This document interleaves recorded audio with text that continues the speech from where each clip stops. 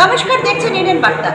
চোখ আমাদের একটি অত্যন্ত গুরুত্বপূর্ণ অঙ্গ প্রত্যঙ্গের এক অন্যতম অঙ্গ প্রত্যঙ্গ, আর তাই আজ কিন্তু টেগা ইন্ডাস্ট্রিজ তার অভ্যন্তরে গয়েশপুর টাউনের আইটিটিউসির পক্ষ থেকে তারা কিন্তু আয়োজন করেছে বিনামূল্যে চক্ষু পরীক্ষা শিবিরের, যেখানে কিন্তু স্বামী বিবেকানন্দ ইউনিভার্সিটি তারাও সহযোগিতার হাত বাড়িয়ে দিয়েছে। টেগার আভ্যন্তরীণে তারা যে শ্রমিকরা রয়েছে তারা কতজন আজ চোখ দেখালো এবং তাদের এই এত সুন্দর একটা পরিষেবা পেয়ে তাদের কেমন লাগলো সবটুকু দেখতে চোখ রাখুন এনএন বার্তায়।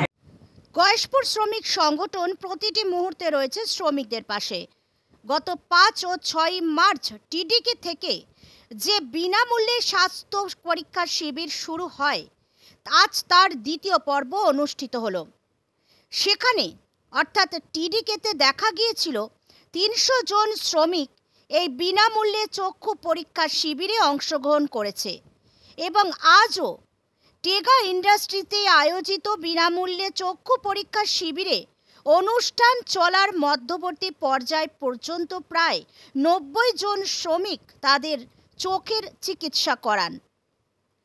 টেগা ইন্ডাস্ট্রিতে কর্মরত সকল শ্রমিকদের বিনামূল্যে চক্ষু পরীক্ষা শিবিরের এই ব্যবস্থায় সমস্ত শ্রমিকেরা অত্যন্ত খুশি। গয়েশপুর শ্রমিক সংগঠনের সভাপতি দেবাশিস দাসের পক্ষ থেকে বিনামূল্যে শ্রমিকদের জন্য এই চক্ষু পরীক্ষা শিবিরের আয়োজন করা হয়।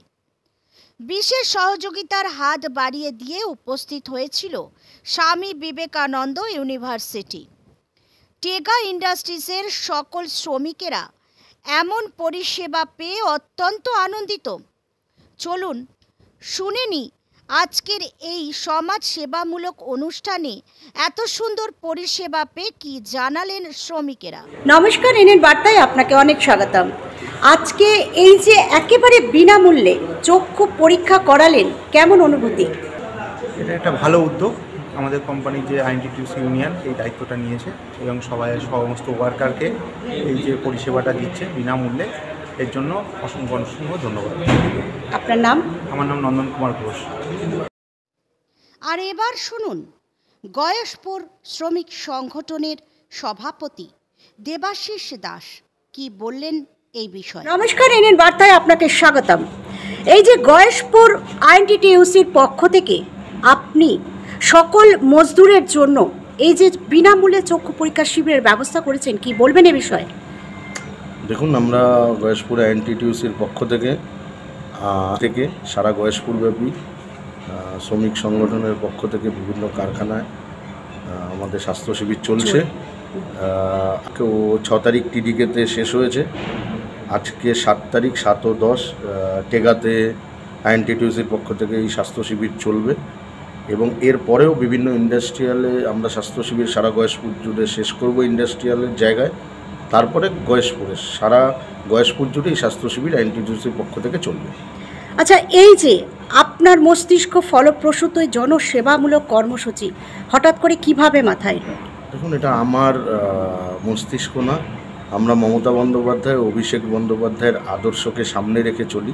মমতা বন্দ্যোপাধ্যায়, অভিষেক বন্দ্যোপাধ্যায়ের বার্তা যে টিএমসি দল প্রত্যেকটা মানুষের সাথে এবং আইএনটিটিউসি প্রত্যেকটা শ্রমিকের সাথে, শ্রমিকের স্বার্থে মানুষের পাশে থাকতে বদ্ধপরিকর। তাদের এই চিন্তাভাবনাকে পাথেয় করে আমরা এই কর্মসূচিতে এগিয়ে চলেছি। আগামী দিন আর কি কর্মসূচি গ্রহণ করবেন? আগামী দিন আমি বললাম যে এই স্বাস্থ্য শিবির সারা গয়েশপুর জুড়ে এখন এই 1 মাস ব্যাপী চলবে। তারপরে পরবর্তী পদক্ষেপ, পরবর্তী যা কর্মসূচি হবে আপনারা অতি অবশ্যই জানতে পারবেন, দেখতে পারবেন।